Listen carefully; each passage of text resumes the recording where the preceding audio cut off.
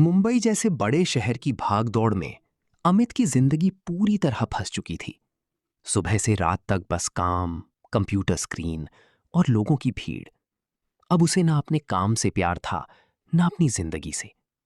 हर रात ऑफिस की खिड़की से बाहर बारिश को देखते हुए उसे बस एक ही ख्याल आता था, काश वो कहीं दूर चला जाए, ऐसी जगह जहां सिर्फ शांति हो, सन्नाटा हो।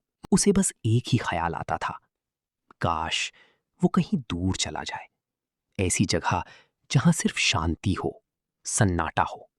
उस रात अमित ने फैसला कर लिया, अब वो इस शहर में एक पल भी नहीं रहेगा। उसने अपना छोटा सा बैग पैक किया, कुछ कपड़े रखे और पहाड़ों में बसे एक छोटे से गांव जाने का प्लान बनाया। उसे नहीं पता था, ये फैसला उसकी जिंदगी की सबसे बड़ी गलती बनने वाला है। उस रात अमित ने फैसला कर लिया, अब वो इस शहर में एक पल भी नहीं रहेगा।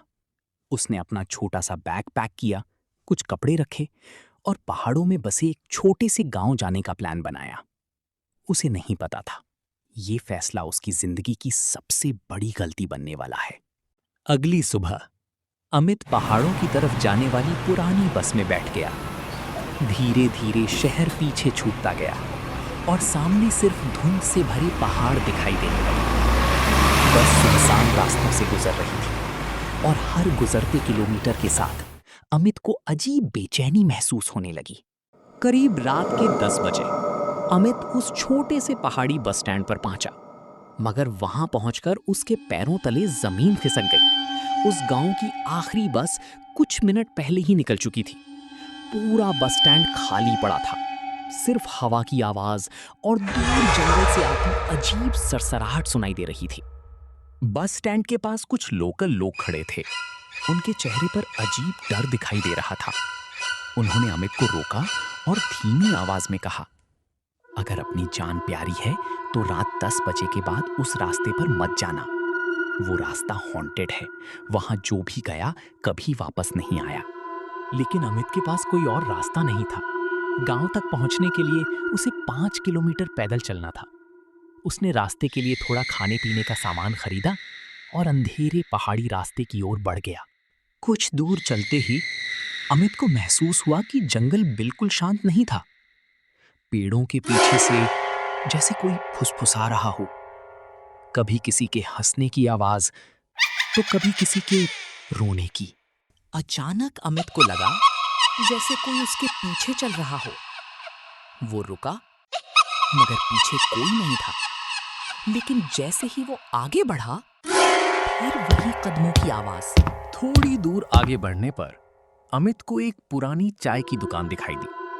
इतनी सुनसान जगह पर रात के उस समय दुकान का खुला होना ही अजीब था।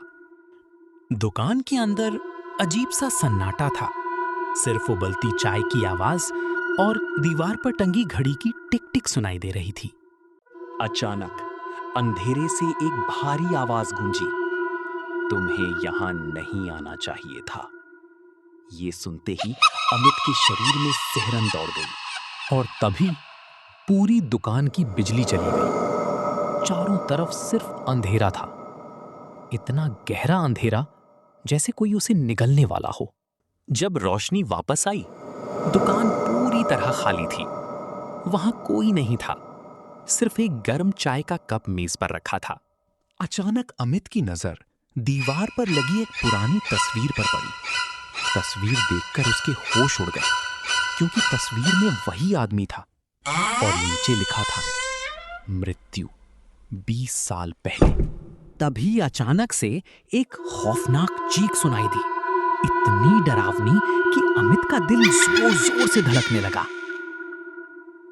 अब अमित पूरी ताकत से भाग रहा था, लेकिन उसे साफ महसूस हो रहा था कोई चीज उसका पीछा कर रही थी। अब अमित पूरी ताकत से भाग रहा था, लेकिन उसे साफ महसूस हो रहा था कोई चीज उसका पीछा कर रही थी। अचानक धुंध के बीच सड़क पर कोई खड़ा दिखाई दिया। उसका चेहरा दिखाई नहीं दे रहा था, मगर उसकी आंखें अंधेरे में चमक रही थी। अब अमित समझ चुका था, वो इस जंगल में अकेला नहीं था। कोई चीज लगातार उसे देख रही थी।